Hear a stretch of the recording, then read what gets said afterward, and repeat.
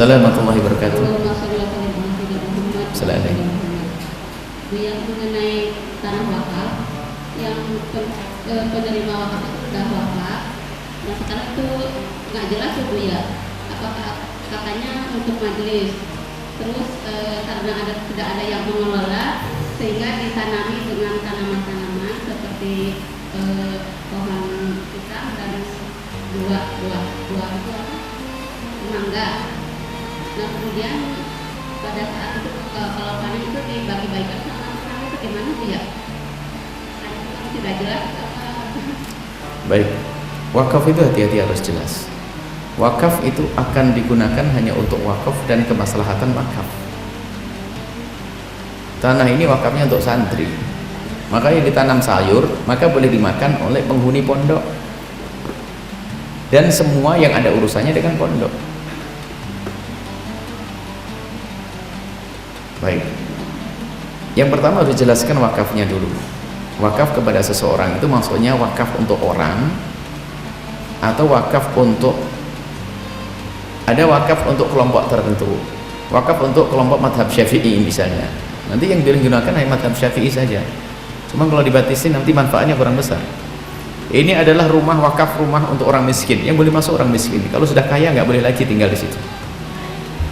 Tinggal lihat maka syarat wakifnya itu apa. Kalau memang kasusnya seperti itu, dijelaskan dulu deh, dijelaskan dulu, baru nanti dikukuhkan di KUA biar jelas. Kemudian semua tanaman yang ada di situ kalau ditanam tentunya boleh-boleh saja, tapi ingat hanya untuk kepentingan yang ada urusannya dengan wakaf.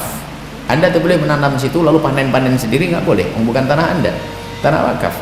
Cuman kalau dari pihak yang mengurusi wakaf lalu kemudian menggunakan tanah itu adalah untuk ditanam, ada orang nanam, nanti namanya ikatan. Misalnya pondok ini punya wakaf tanah luas, ada kebun, sawah dan seterusnya. Cuman kalau pondok nangani sendiri nggak bisa, punya mangga nggak buah-buah, nanti sapi nggak gemuk-gemuk, nanti padinya dimakan berek, maka kerjasama dengan orang, maka kerjasama profesional, karena dia kerja kepada kita, maka haknya dia kita berikan, maka hak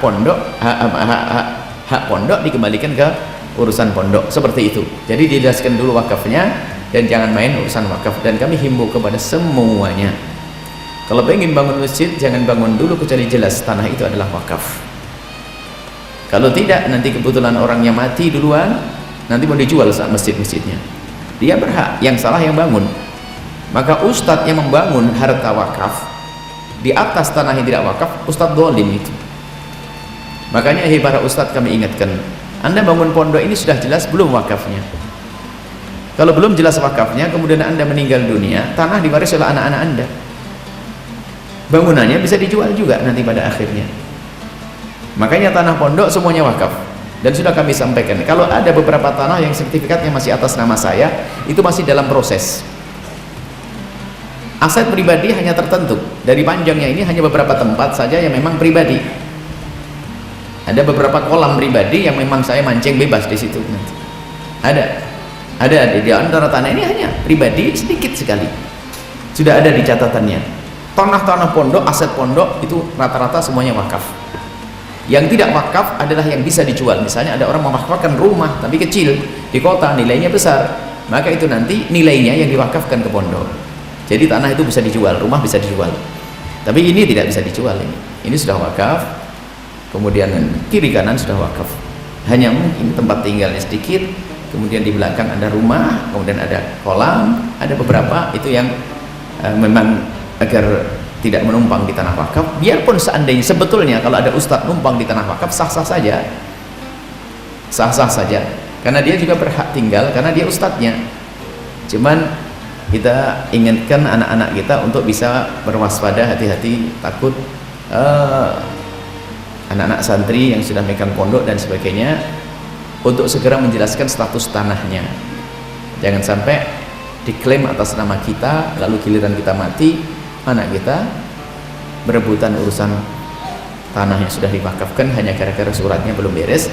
Seperti yang kita dengar beberapa waktu yang lalu, ada sebuah pondok harus dijual oleh anaknya. Karena apa?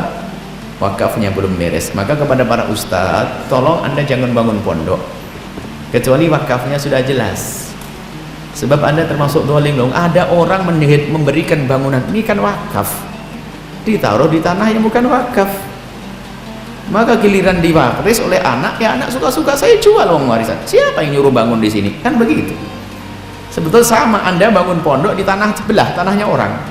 Orangnya diem aja, terusin. Setelah jadi tak jual. Loh, kan saya bangun, siapa suruh? Hah? Makanya ini ada sebagian ustadz teledor urusan ini. Termasuk kuburan, ini harus wakaf untuk kuburan.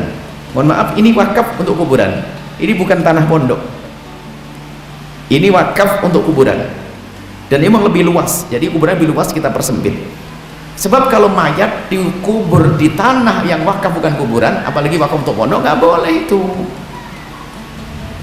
Ini hati-hati, harus wakaf untuk kuburan.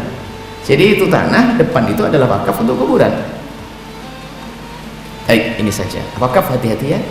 Semoga Allah menjaga kita agar tidak melakukan keharaman. Allah a'lam bishawab.